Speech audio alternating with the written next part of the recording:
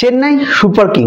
হ্যাঁ বন্ধুরা, আজকের আমাদের আলোচনা চেন্নাই সুপার কিংকে নিয়ে, যারা কিনা আইপিএলে পাঁচবার ট্রফি জয় করেছে। সেই চেন্নাই সুপার কিংয়ের প্লেয়ারদের নিয়েই আজকের আমাদের আলোচনা।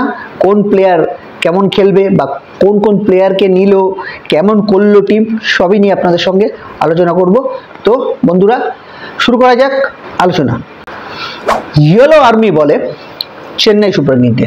আর যারা কিন্তু আইপিএলের মানে সফল টিমের মধ্যে দুটো টিম, ওই যে বললাম মুম্বাই চেন্নাই, যারা কিন্তু পাঁচবার করে দুটো টিমই ট্রফি পেয়েছে।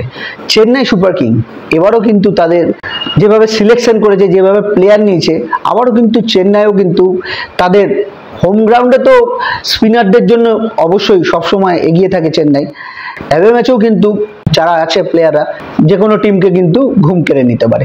তাই আজকের আলোচনা চেন্নাই সুপার কিংকে নিয়ে। প্রথমেই আসবো চেন্নাইয়ের ক্যাপ্টেন ঋতুরাজ গায়কোয়াড় কিন্তু এবছরও ক্যাপ্টেন, টিমকে লিড করবে। তারপরে রয়েছে ওপেনার ডেভন কনবে। ঋতুরাজও ডেভন কনবে ওপেন করে। রাঁচি রবীন্দ্রকে কিন্তু এবছরও অপশানে তুলে নিয়েছে চেন্নাই সুপার কিং। রাহুল ত্রিপাঠী এই প্লেয়ারটাকে কিন্তু চেন্নাই সুপার কিং এবছর অপশানে নিয়েছে। শিবম দুবে, আগাগোড়াই জানেন শিবম দুবে চেন্নাইতে ছিল এবং চেন্নাই তাকে রিটেন করেছে। শিবম দুবেও কিন্তু একটি অসাধারণ প্লেয়ার, ফিনিশার হিসাবে খুব ভালো। দীপক হুডা, যাকে কিন্তু এবছর নিলামে নেওয়া হয়েছে চেন্নাইতে, দীপক হুডা।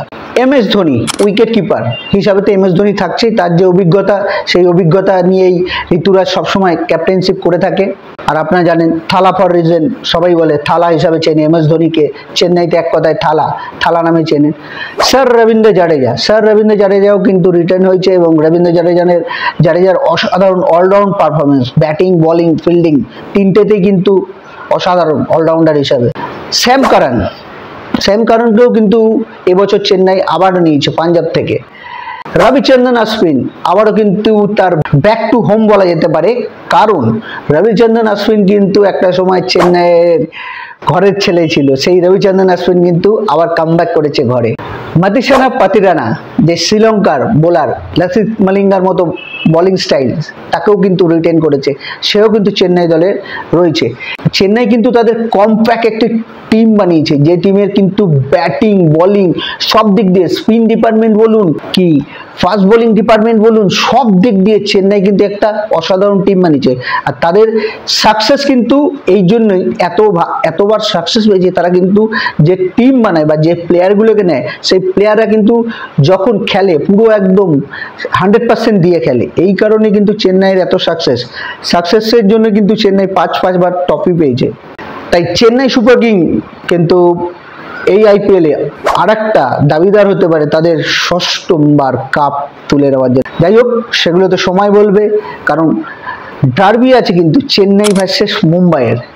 হ্যাঁ, চেন্নাই ভার্সেস মুম্বাইয়ের 23 তারিখ কিন্তু দেখা হচ্ছে সন্ধ্যে 7:30টার সময় দুটো টিমের। তো পাঁচবার করে ট্রফি পাওয়া দুই টিম সামনাসামনি হবে। কে জিতবে কে হারবে সবই তো সময় বলবে। তবে দুটো টিমই কিন্তু অসাধারণ, ব্যাটিং বোলিং দুটো টিমের কিন্তু ব্যালেন্স, সেয়ানায় টক্কর হবে।